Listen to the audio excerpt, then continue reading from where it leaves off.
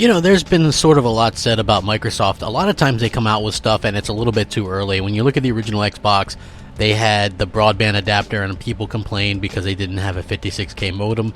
And, you know, it was really moving the industry forward. They were talking about the power of the cloud way back in 2013. And while that still hasn't exactly worked out, you know, it's one of those things that probably will eventually work out well.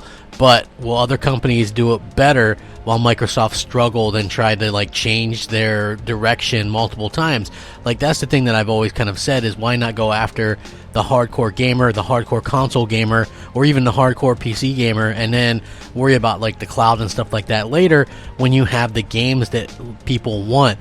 And so now it looks like Sony's going after Microsoft's lunch with just that, and I'm going to link this article in the description so you can check it out.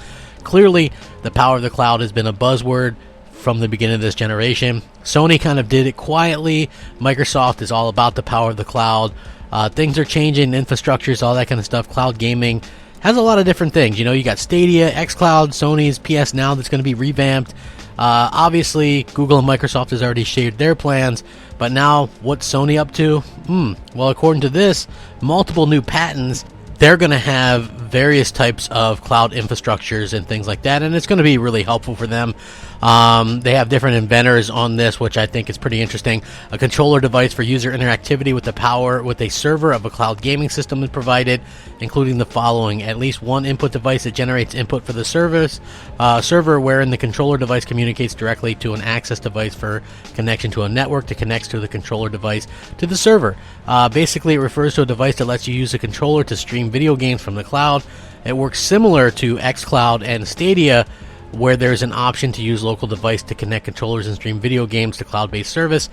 They also have another patent, which is clearly an improvement on the build of PS Now, which again, I'm going to link this as well. Social elements are a huge part of online gaming, which is why this particular patent is very important with social integration options with some online. There's some other ones as well that I find to be fairly fascinating.